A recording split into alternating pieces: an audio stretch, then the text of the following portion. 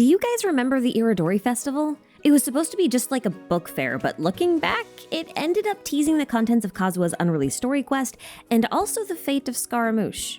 When this festival was going on, most people seemed to think that Scaramouche would stay antagonistic, that he was the villain of the story of the five Kasen, but it turns out that wasn't quite what the point of the story was. The point was that Kuronushi's actions were always remembered, but his figure, or his character, never was. When Albedo painted his portraits, he left Kuronushi's blank so he could be left up to the viewer's imagination. But in truth, he had painted the figure of Scaramouche, who was only visible when we got the panel all wet, but when the panel dried, he'd just vanish. And it's very similar to how Scaramouche kind of just vanished from history when he deleted himself from Irminsul, and yet his actions still remained clearly in everyone's minds, although not attributed to him. Intentional or not, Ayato wasn't actually setting Scaramouche up as a villain everyone would have to fight collectively, but as one of the allies who would be fighting alongside the Traveler from the shadows. And this is the level of sheer detail and foreshadowing that Hoyoverse stuffed into the singular character. So, in this video, we're going to unpack this mess of a munchkin. We're going to talk about the designs of his different identities, mythological nods, plus historical and pop culture references, and at the very end, we'll do a little theorizing. Now please note that this video assumes that you've either watched part 1, which is this video on screen right now, or that you are quite familiar with Scaramouche's backstory, as I will not be explaining these events in this video. Alrighty folks, with all that preamble out of the way, it is finally time to dive into the nuts and bolts of the sassy little mechanical puppet that I like to call Scaramouche. And no, I don't care that his name is now Wanderer. I recognize that Hoyo has made a decision to name him that, but as it was a stupid decision, I have elected to ignore it. Anyway, onwards! Scaramouche is a mechanical puppet, divinely created by the current Electro Archon A after losing her sister to the Conrian disaster. He ended up being a prototype for her current puppet vessel, who was deemed too weak to hold her sister's gnosis. And that's why her current Shogun puppet acts far more mechanical and robotic than Scaramouche does. She linked his weakness to his emotional state and thus removed it from her future creations. But it's those emotions that made Scaramouche who he is today, and each leg of his journey of self-acceptance and discovery had him adopting different identities, and each one is honestly worth taking a closer look at. So let's do that. Starting with the identity nicknamed the Kabukimono. The Kabukimono was the very first identity of Scaramouche, acquired shortly after he woke up in the Shouki Pavilion. It was a name given to him by the people at Tatarasuna in response to his odd style of clothing, and the fact that he didn't have a name to begin with. He was, self-described, a bit of a fledgling, a baby bird, barely out of the nest. This bird motif persists throughout all of his identities, so pay attention. Kabukimono roughly translates into strange things or weird person, but the word itself actually has some interesting history. Originally, it was a term used to describe a very specific type of samurai who wandered around during times of peace and formed street gangs and wore really brightly colored flamboyant clothing, even women's clothing, a detail that's a little more important than you'd originally think in this case. Now, later on in history, Japan would witness the rise of a new type of theater which would take its name from the infamous Kabukimono samurai due to their colorful and eccentric costumes. This was, of course, Kabuki theater, which became extremely popular during the Edo period. The Inazuma prior to 500 years ago may actually reference the Heian era of Japan. The Heian era was a time of peace in Japan that would be followed by long periods of war and later shogunate rule. This would last through the Edo period where, on January 3rd, 1868, the Tokugawa shogunate would collapse and the Meiji Restoration period would begin. Does that name sound familiar? Because it is, unironically, Scaramouche's birthday. He was born on the day that marked the end of shogunate rule. So fitting, so perfect. Anyway, the Kabukimono version of Scaramouche is dressed mostly in Heian fashion. His outfit is a karaginu, a garment worn by nobles as casual wear during the Heian era, and his haircut is the infamous hime style, or princess style cut, which was popularized during the same time period and only worn by women as far as I can tell. He's also wearing a long veil over his head, which is known as a katsugi, and generally katsugis were special garments worn by noble women whenever they ventured outside. So why is he wearing women's clothing and a women's haircut? I can't say for certain, but make a mental note of it for now because it's kind of part of his journey. Dotori's meddling in the affairs of Tatarasuna, which, by the way, is likely a reference to the nuclear meltdowns of Fukushima, pushed Scaramouche down a pretty dark path as he grew more bitter, resentful, and nihilistic. He allowed Dotori to unlock powers within him that his mother had sealed away and embraced his new role as a member of the Fatui, Kunikazushi the Balladeer. Whatever innocence he had as the Kabukimono was lost, and so the fledgling bird was forced from its nest. His new outfit is far more utilitarian than the Kabukimono. There's the obvious tonal shift from the symbolic purity of the white kardiginu and the black kimono and hakama combo, but there's also some less obvious stuff, like his satchels, which are crucial for any type of traveler, which is basically what he was at this point, a self-described vagrant of Inazuma. In truth, he's actually more of a reconnaissance agent specializing in long trips into the abyss. He was likely chosen for this job because of his resilience as a mechanical puppet. And that's probably why he gained the role of Scaramouche and the Balladeer to begin with. Every Fatui Harbinger takes on the role of one of the stock characters from the Commedia dell'arte, and it just so happens that Scaramouche was one of those characters and that he also, as a stock character, had another role in puppet theater, notably in Punch and Judy. In the Commedia, the character Scaramucci is described as short and conceited who loves to talk. He's a variation of Capitano who gets himself into trouble and also gets himself out of it. He has the nickname of Skirmisher because he rarely goes into the heart of battle, preferring to choose his battles on the outskirts here and there.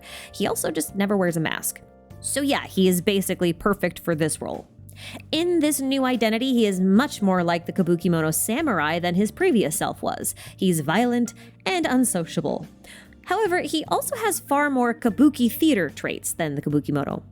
Some of his minor design elements, like the braided rope and plum blossom designs, are closely related to kabuki plays like Ume Omaru.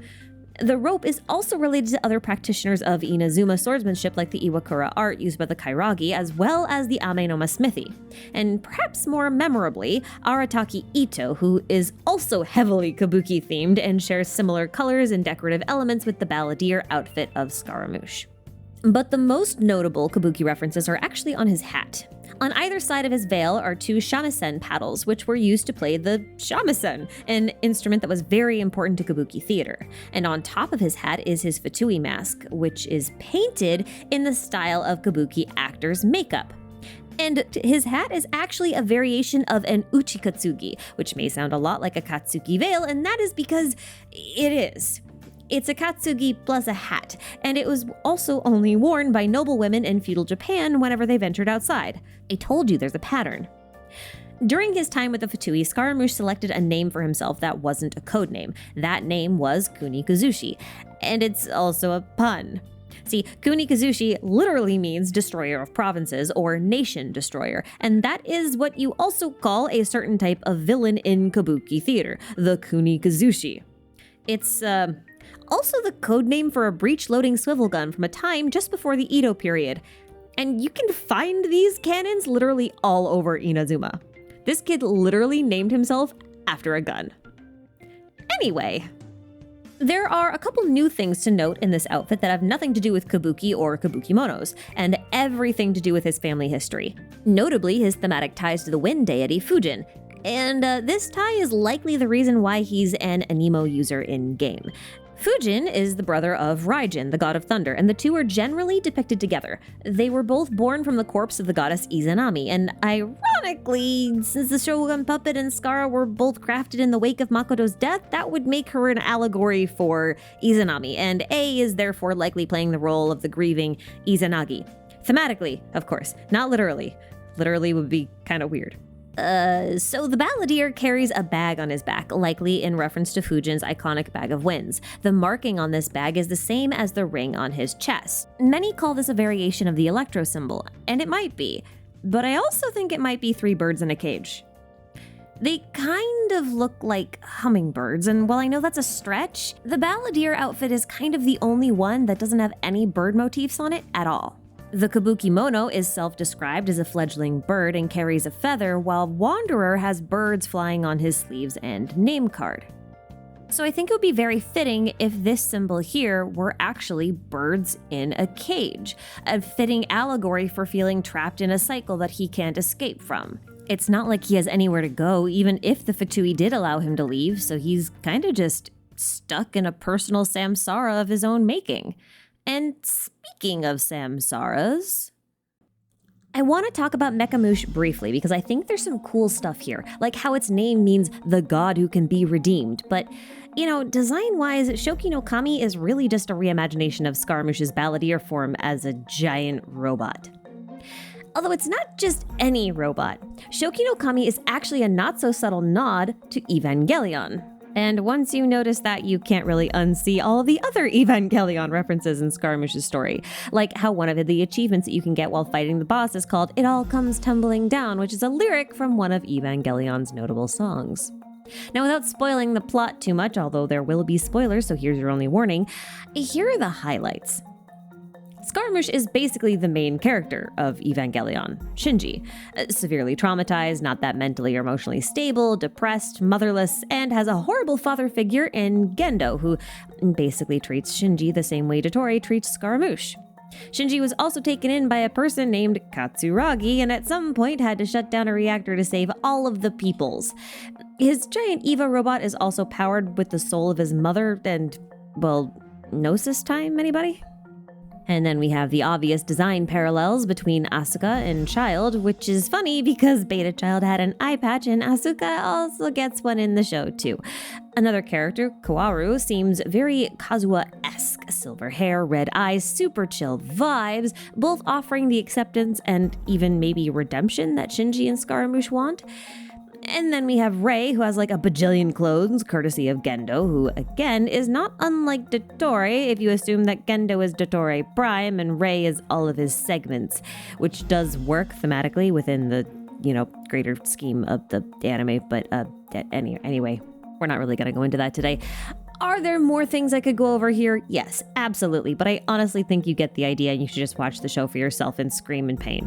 What I will say is that one of Shinji's plug suits is Wanderer colored themed. Is it a coincidence? Maybe.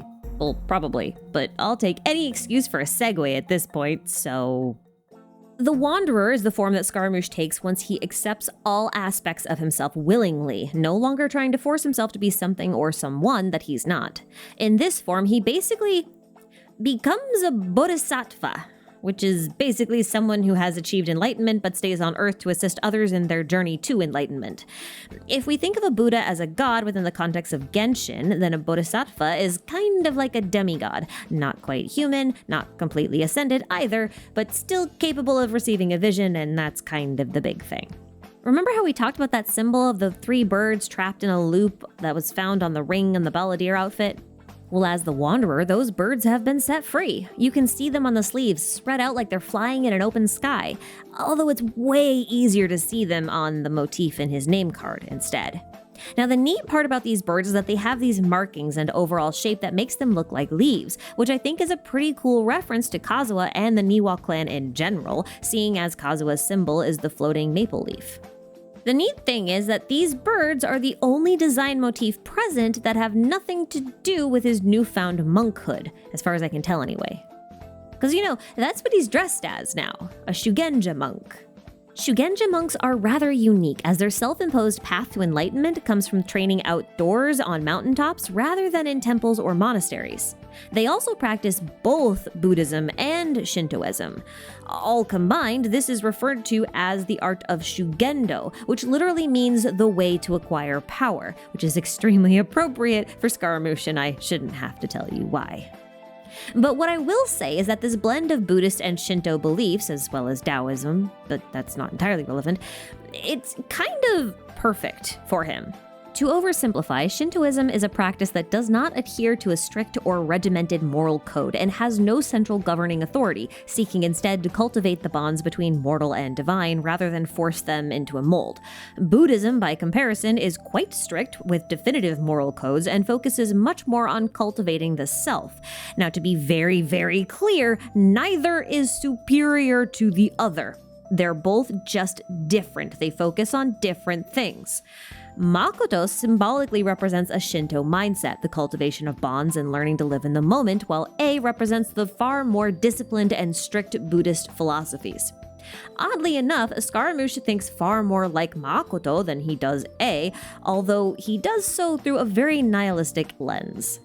Becoming a Shugenja monk shows how he's managed to reconcile both points of view, and funnily enough, that's also a journey that A goes through during her story quests in a much less obvious way, and I just think that's neat. Other monk-related imagery includes bells. Scaramouche wears one bell-like object from his neck, but he also fights with a pretty special bell. The neck bell doesn't seem that noteworthy at first, but there's a kind of cylinder in the middle of it that looks like it might contain something, and I think that something might be a sutra. Sutras have a long history of being tucked into metal cylinders for travel and for safekeeping.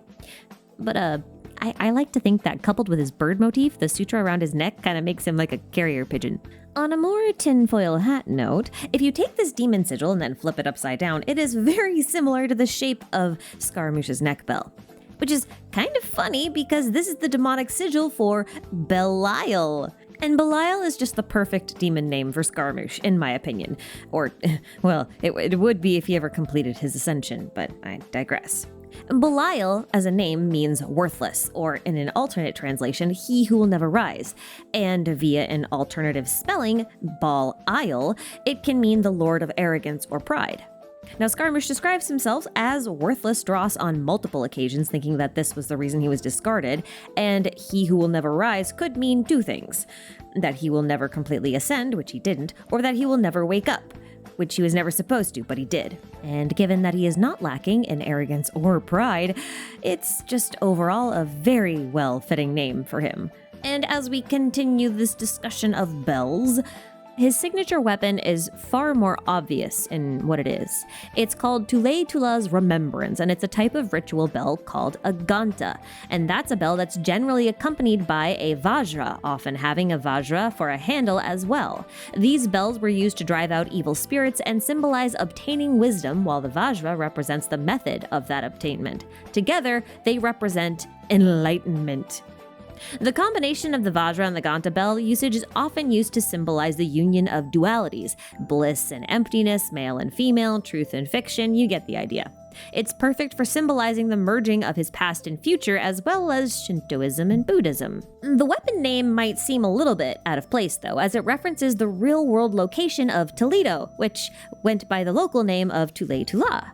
This was a city in Spain, of all places, that was sometimes called the City of Three Cultures due to its mix of Christian, Islamic, and Jewish influences following the fall of the Roman Empire. In Genshin, this is actually a city in the desert, known instead by the nickname the City of Sapphire, and was home to Tignari's ancestors. It's still fitting for Scaramouche though, due to its blue color scheme. And the whole three cultures thing is also neat because Scaramouche represents three cultures. He was made with the technology of Conria, steeped in the culture of Inazuma, and chose to reside in Sumeru.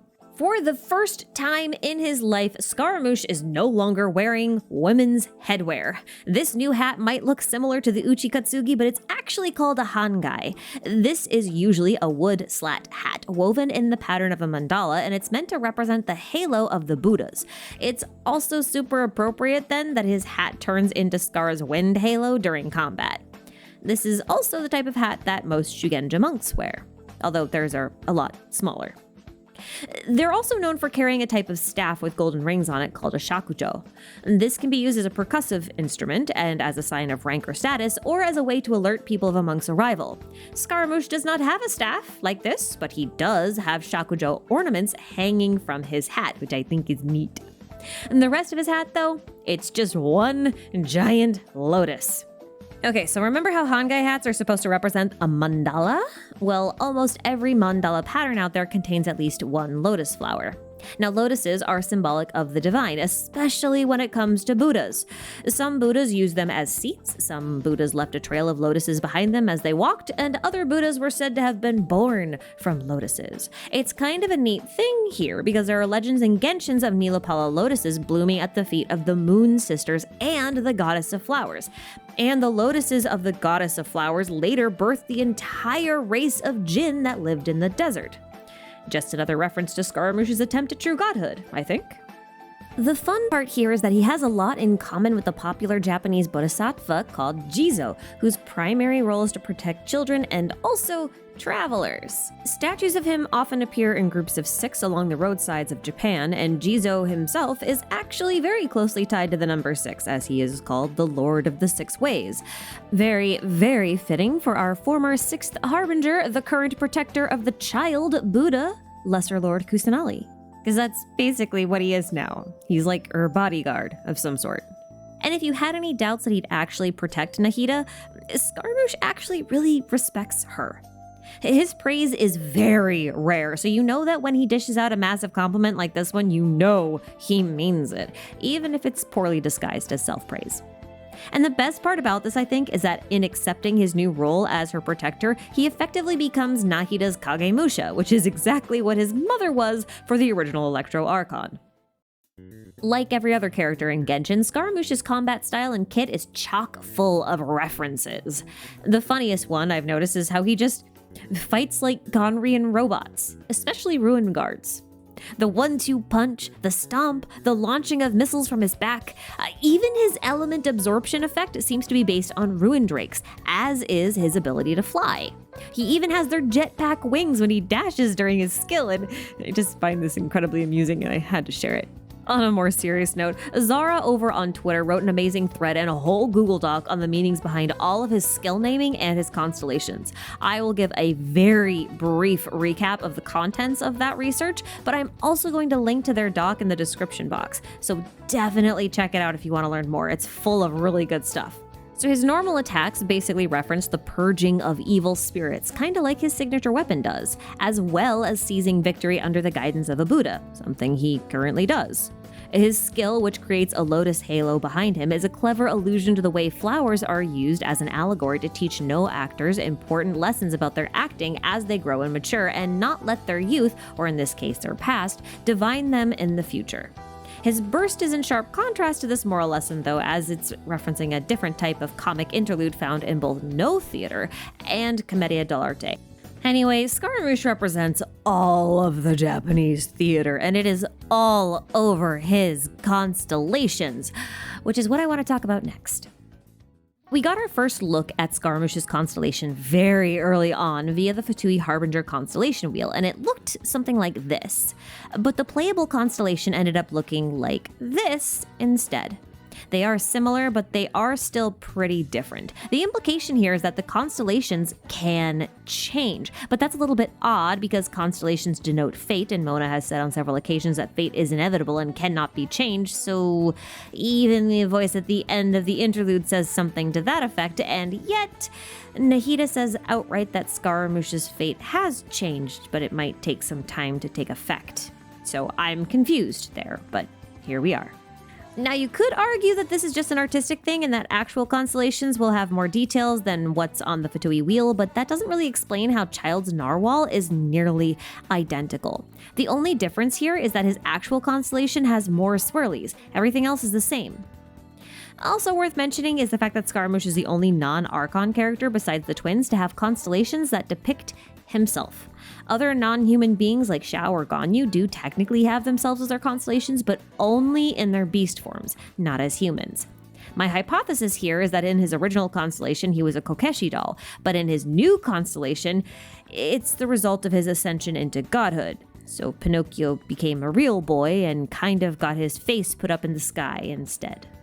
But funnily enough, his constellation is called Peregrinus, which should remind most of you of the peregrine falcon. Again, more fun bird references. But it's also likely a reference to a philosopher of the same name. See, Peregrinus, the philosopher, has a life story that seems to parallel Scaramouche's, especially since the only really complete account we have of his life is written in the form of a really critical parody of by a guy who didn't like him that much. And I think it's funny because the only account that we had of Scaramouche's life for a time was a fairy tale. To summarize a rather complex narrative, Peregrinus was very early on accused of parricide, so the murder of a family member, which forced him to leave his homeland. Later on, he rose to a position of authority within a Christian community, which could parallel the Fatui if we assume Russian Orthodox connections, and was afterwards imprisoned by the Romans. He then renounced his inheritance, kind of like how Scaramouche loses the Gnosis, and then wandered around the world until he ended up in Egypt, where he publicly burned himself to death, kind of like how Scaramouche deleted himself in Sumeru. Is it a coincidence? Maybe, but I still think it's kind of fun to share. Moving on to his individual constellations, I need to give a little bit of context for you. I briefly talked earlier about no theater without any explanation about it at all. But we're only going to get more no theater references from here on out, so it's kind of important that you understand what it is and what I'm talking about. So listen up. Kabuki and no are both types of traditional Japanese theater, but while they often tell similar or even the same stories, the way that they present these stories is very different. Kabuki actors wear flamboyant costumes, heavy makeup, and use wild movements and vocals in their performances, while no theater uses masks with much simpler subdued costumes and somber tones. Kabuki developed to appeal to the working class, so it was designed to be much easier to access and understand, while no was aimed towards nobility and full of profound themes that could be very difficult for most people to understand easily and quickly. Now, there is another type of traditional Japanese theater that I think is worth mentioning called bunraku, which is kind of like both Kabuki and no, except that this time it's a puppet theater. It's only really referenced once during the Shouki no Kami fight in the combat arena, because that's called joruri, which is a type of music used in bunraku theater. Anyway, despite all the Kabuki references and Scaramouche's overall design, the names of his constellations seem to reference no plays instead, and that's why you needed some context. The first constellation references Furyu, a special no performance that's something like a Shinto prayer song discussing the meaning of life. It's always the opening act, so it's very fitting for a first constellation. This is also kind of symbolic of his Kabukimono era, as he wonders, who am I and why am I here? His second constellation references the no play Ebira. It's essentially about a monk who is visited by a ghost of a warrior while dreaming beneath a plum tree. But what's neat about this is that Scaramouche's Fatui outfit is actually littered with plum blossoms. So consider this constellation his foray into his role as a harbinger. His third constellation references the play Yugao, which means Lady Moonflower, and this is a story based on another story of the same name from the Tale of Genji. It seems to be just a tragic love story, and as far as I can tell, it literally has nothing to do with Scaramouche. However, it does remind me of the doomed love of a Seelie and the Traveler from the Far, and since the Seelies were related to the Moon Sisters and Scaramouche and the Moon Sisters share the lotus symbolism, maybe we can think of this Lady Moonflower as the Lady of the Lotus, so a reference to his lotus symbolism and maybe his ascension into godhood, since that seems to be what the lotuses represent. Godhood, that is. His fourth constellation might reference a play about Ukifune, which means a boat set adrift. It's a play about a princess from the Tale of Genji who was faced with choosing between two suitors. In the original tale, she couldn't decide and instead became a nun, but in the no play, she ended her life instead. Now, Scaramouche may not have had to choose between two suitors, but he did try to delete himself from Irminsul, so this does seem kind of fitting, as he, like Ukifune, was able to be reborn as a result. His fifth constellation is just, roughly translated, it seems to mean what remains of the Wandering Lord. So yeah, that's kind of it. It's literally, hey guys, I'm the Wanderer now. What's up? Yeah. The final constellation, however, doesn't reference a play at all, but instead takes its name from the Kabuki mist curtain, known as a kasumimaku. These were special curtains used to hide musicians and such on stage while they were not performing. I think this is pretty fitting as his final constellation because once he came to terms with himself, he decided to become Nahida's shadow. And no one remembers him after all, so he can move around quite freely and take care of the necessary dirty work, so Nahida does not have to. Again, if you'd like to learn more about his constellations a little bit more in depth, I will have a link to Zaura's full Google Doc in the description, so please check that out. I'd like to end this video not with Bohemian Rhapsody due to copyright reasons, but instead with a small theory, because I think there's a possibility that Scaramouche might have yet another identity that we have not covered. Now, like I said in the beginning, Scaramouche is completely mechanical in nature, but he's not made of metal or porcelain. He's made of wood. In Nahida's fairy tale, she states that he was carved from the wood of a white tree. And yes, I acknowledge that this is from a book that is clearly labeled as an allegory, but hear me out.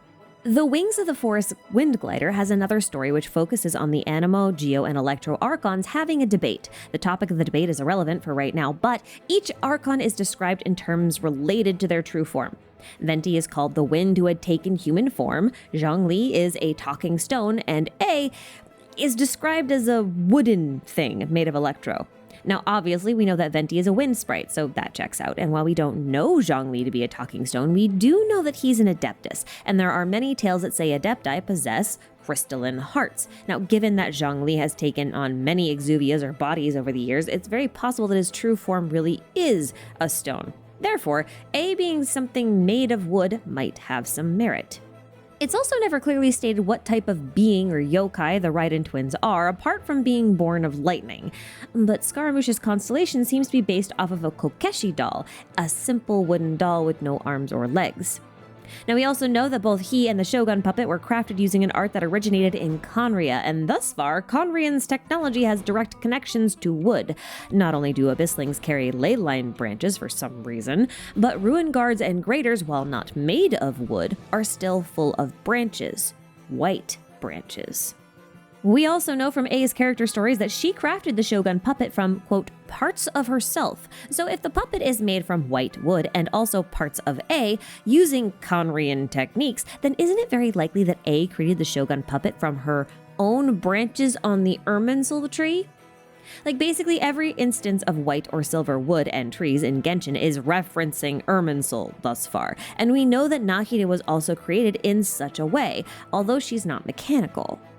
Plus, it would make sense that the branches of a tree of memories would be a source material for Tottori's segments, since those segments are meant to be snapshots of his many perspectives throughout his life, and he was only able to create them by studying Scaramouche, who is made of white wood. So, if Tottori's segment puppets are based on himself and the Shogun puppet is based on A, then who is Scaramouche based off of?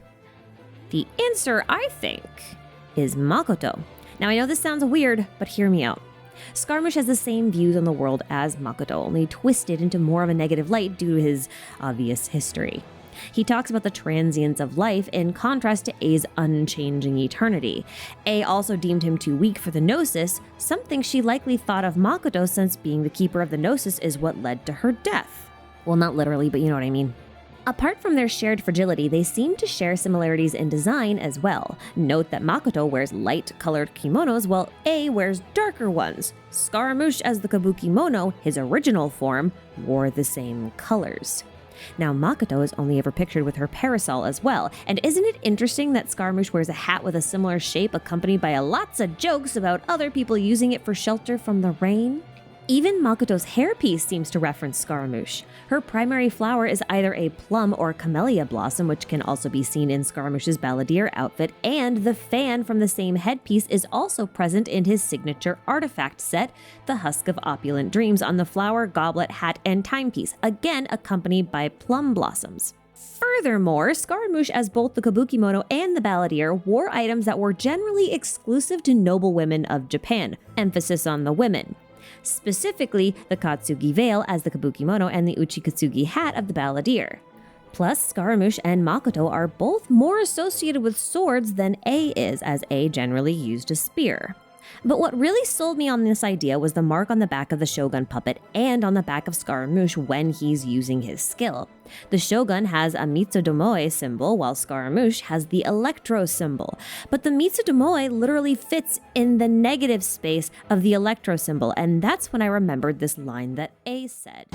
When lightning flashes, it casts a shadow. My name means shadow. And since Makoto was the Electro Archon and A was her shadow, it would make sense if the Electro symbol was the symbol of Makoto, while the Mitsudomoe, the negative space, the shadow, was the symbol of A. In other words, in her grief, A tried to bring back her sister from the dead and instead ended up with Scaramouche. And that would mean that Scaramouche is an incarnation of Makoto in the same way that Nahida is an incarnation of Rukkhadevata. They're born of the same source, the whole "you are me in the next Samsara." I both love and hate the implications of this because on the one hand, it's a really neat little concept, but on the other hand, I'm still kind of baffled at Conria's reasons for possessing such an art in the first place. Like, what on earth were they doing? There is no way of knowing what Conria was up to, but I do know what I am up to and what I am doing. I am taking a moment to thank all of you for watching this video. No, seriously though, thanks for making it all the way to the end. Statistically speaking, you're pretty rare, and that makes it pretty darn cool. But me, not quite as cool as these channel members whose monthly support helps make these videos possible. I honestly cannot thank you guys enough. You the best. I hope you all enjoyed this deep dive into Scaramouche. He is one of my favorite characters, and while I know he doesn't appeal to everybody, I do hope I managed to at least inspire some appreciation into his design for you. Thanks again for watching, guys, and until next time... I'll have you beg for mercy.